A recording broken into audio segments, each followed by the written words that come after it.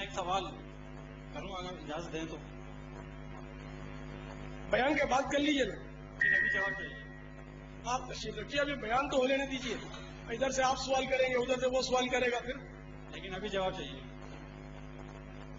چلیے بھائی یہ بھلے کر لیں ابھی، لیکن ابھی بیان کے دوران اور کوئی اسلامی بھائی سوال نہ کیجیے گا.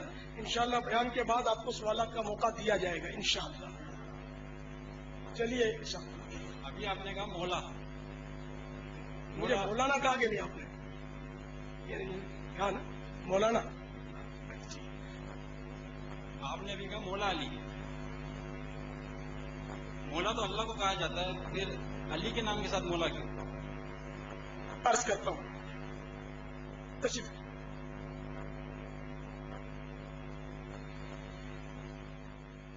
آپ نے مجھے مولانا کہا جی.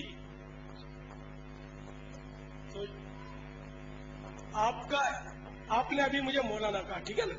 تو آپ کا اعتراض خود آپ پر پلٹ رہا ہے کہ آپ نے جب مجھے مولانا کے مانا ہے ہمارا مولا، تو آپ نے جب مجھے جیسے ناکارے کو اپنا مولا تسلیم کر لیا، تو اگر میں حضرت علی جیسے عظیم الشان صحابی کو اگر مولا کہہ دوں تو کیا اعتراض ہو سکتا ہے؟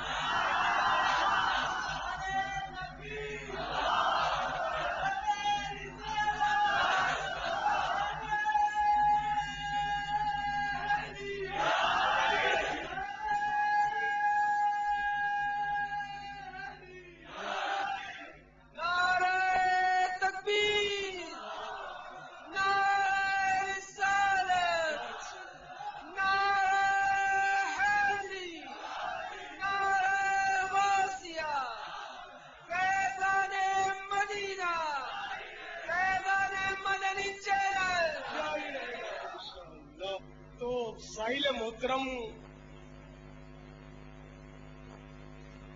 کو غلط فہمی ہوئی ہے. جب یعنی ہر داڑھی والے کو آج کل مولانا کہا جاتا ہے. مولانا کے معنی ہوتا ہے ہمارے مولا، ہمارا مولا، ٹھیک ہے نا؟ تو سوال کرنے میں آپ بھی چوک گئے کہ آپ نے مجھے مولانا کہا. پہلے آپ یہ مولانا کہنے سے رجوع کریں تو پھر میں کوشش کروں کہ حضرت مولا علی کو مولا کہہ سکتے ہیں، تو پھر انشاءاللہ آپ دل کی گہرائیوں سے شاید کسی کو مولانا کہنا چاہیں تو کہہ سکیں گے. میں انشاءاللہ آپ کو مطمئن کروں گا، گھبرائیے نہیں. شکریہ. تشریف.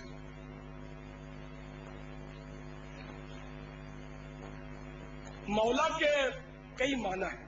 بے شک اللہ تعالیٰ بھی ہمارا مولا ہے.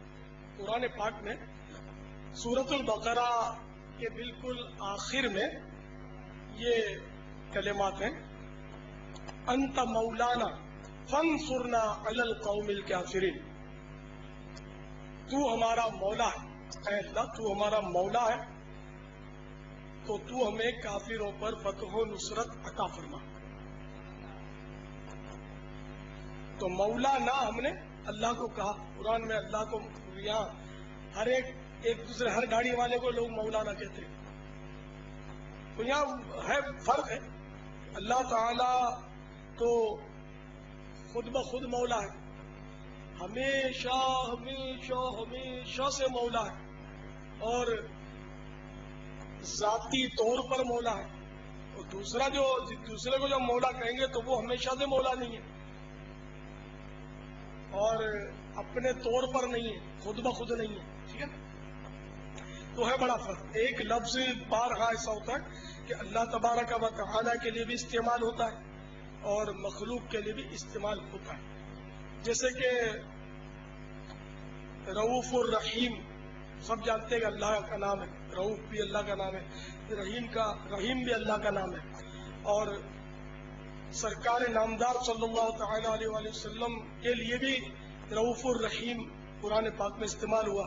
یہاں مراد سرکار نامدار صلی اللہ تعالی علیہ وآلہ وسلم کی ذات ستودہ صفات ہے، رؤوف الرحیم. اسی طرح انسان یعنی اللہ تعالی سمیع اور بصیر ہے، سننے اور دیکھنے والا ہے، اور انسان بھی سمیع اور بصیر ہے. وہ رہا مولا.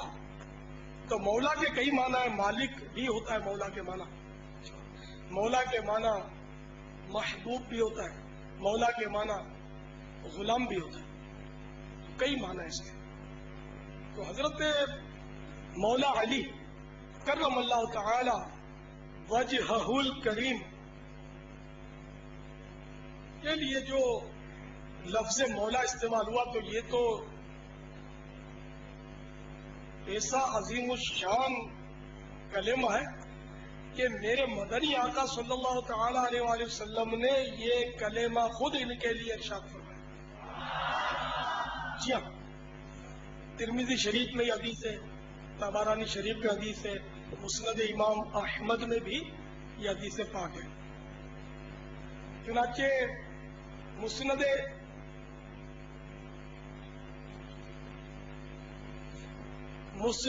امام احمد رحمت اللہ تعالی علیہ، جلد اول صفحہ نمبر 105 اور حدیث نمبر 643، اور وہ حدیث یہ من کنت مولاہ فعلی مولاہ، یعنی جس کا میں مولا ہوں علی بھی اس کے مولا ہے۔